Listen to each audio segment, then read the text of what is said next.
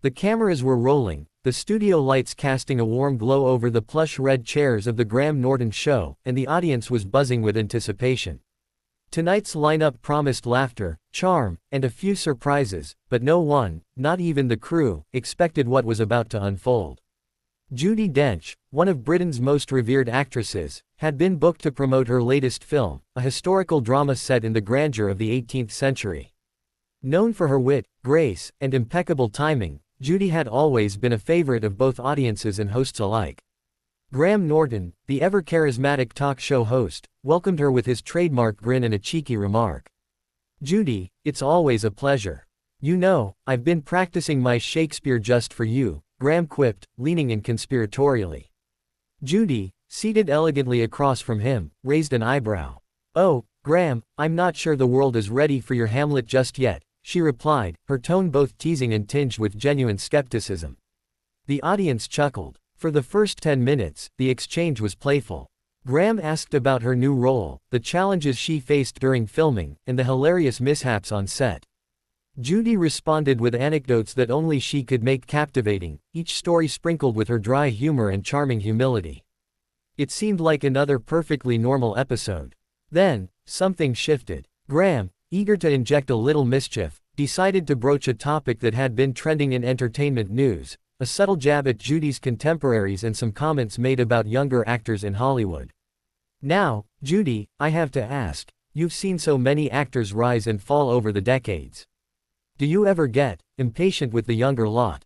Graham leaned forward, the grin still on his face, but with an edge that hinted at provocation. Judi's eyes narrowed slightly. She had always been candid, but the question struck a nerve. "Impatient? Perhaps," she said slowly, her voice calm but firm. "But I also believe every generation brings something unique. To dismiss them entirely would be unkind." Graham, sensing a perfect opportunity for banter, pressed on. "But surely some of them, well, let's be honest, they can be a little pretentious." Judi's patience, usually as unshakable as her talent, began to show cracks. "Pretentiousness," she replied sharply, "isn't confined to age, Graham. It exists everywhere, even on some of these very talk shows." The audience gasped at the unexpected jab. Graham, momentarily caught off guard, laughed nervously, thinking she was joking. But Judi wasn't joking. "I don't mind speaking the truth," she continued. "Sometimes, charm and wit are used to hide a lack of substance. I've seen it often." The studio fell into an uneasy silence. The laughter had died down, replaced by the tense hum of the audience processing what had just been said. Graham, whose on-screen persona rarely faltered, felt the sting. His usual quick-witted comebacks didn't land immediately. He tried to redirect the conversation. "Well, that's an interesting perspective. But let's talk about your film. Tell us about your character, the inspiration behind it." Judi, however, had grown more assertive. "I came here to discuss my work, Graham. Not to be patronized or have my experiences reduced to punchlines for your amusement." Her voice carried the weight of decades of experience, and it filled the studio with a mix of awe and tension. Graham attempted one more intervention, a light-hearted joke meant to diffuse the situation. All right, perhaps we'll save the philosophical debates for next time." But it was too late. Judi had made her point, and Graham realized that the playful banter he intended had escalated into a full-blown clash of personalities. With a mix of exasperation and concern for the mood of the show, he made a decision few could have anticipated. "Judi, perhaps it's best we take a short break," he said, his tone unusually serious. The audience murmured, sensing the gravity of the moment. Graham signaled to the production team, and within moments, Judi was escorted off the stage while cameras cut to a commercial break. Backstage, Judi remained composed, though visibly irritated. She had faced criticism before, weathered countless interviews, and yet she knew the sting of confrontation, especially with someone as media-savvy as Graham Norton, was different. Meanwhile, in the control room, producers scrambled. Clips of the heated exchange were already trending on social media, and headlines would inevitably follow. Graham, though flustered, knew one thing: tonight's show would be remembered, not for the laughs, but for the clash that had shaken the usually light-hearted world of the Graham Norton show. As the audience waited in suspense, whispers spread through the studio. How would Graham recover? Would Judi return? And more importantly, what would the fallout look like for the talk show kingdom that had always promised laughter, warmth, and a little chaos? One thing was certain, this episode would go down in television history, not just as another interview, but as a moment when two titans collided, and the world watched in rapt attention. The moment Judi Dench walked off the set, the world seemed to pause. Social media erupted within minutes. Clips of the heated exchange were trending on every platform: Twitter, Instagram, TikTok, each user dissecting every word, every expression, every subtle glance. Headlines screamed, "Judi Dench storms off Graham Norton show," and "Heated clash between Britain's finest on live TV." Backstage, Graham Norton tried to regain his composure. The normally quick-witted host now faced the uncomfortable reality that the playful banter he was known for had spiraled out of control. His producers huddled around him, nervously suggesting ways to smooth over the situation. "Graham, we need to address this carefully," one producer said. "The audience is divided, some love your boldness, others think you disrespected Judi. We need a plan." Graham sighed, rubbing his temples. "I didn't mean to offend her," he admitted quietly. "I just wanted to push a little, see where she'd go." But this escalated. Meanwhile, Judi Dench returned to her hotel, still composed but deeply frustrated.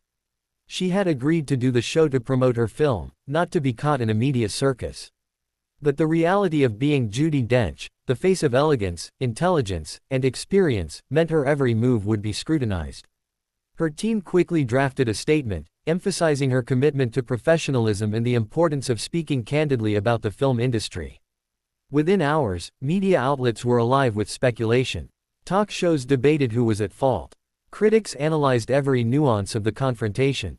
Fans passionately defended Judi, praising her for calling out the pretentiousness and superficiality she often witnessed in the entertainment world. Others sided with Graham, arguing that his style was bold, humorous, and intended to create lively discussion, not conflict. Graham's next live show was an anxious moment. The studio buzzed with whispers as he entered, his usual confident swagger slightly tempered by the weight of the previous night's events. The first segment opened with a carefully scripted acknowledgement of the incident. "Ladies and gentlemen," Graham began, smiling but with a hint of tension, "yesterday, we had a bit of a lively discussion with Judi Dench. She's a legend, and I may have pushed the envelope a little too far. I hope she knows we respect her immensely." The audience applauded politely, sensing both sincerity and the awkwardness of the moment. Behind the scenes, Graham's team monitored reactions, relieved to see that the damage wasn't irreparable. Then came the turning point. Judi Dench herself issued a public statement. In it, she praised Graham's talent and humor but reiterated her stance on authenticity and respect in the entertainment industry. The statement was balanced, measured, and surprisingly warm, acknowledging that disagreements, even public ones, were a part of human interaction. The media frenzy began to shift. Overnight, headlines softened: Judi Dench and Graham Norton, sparks on set, respect in reality, and clash of titans turns into mutual understanding.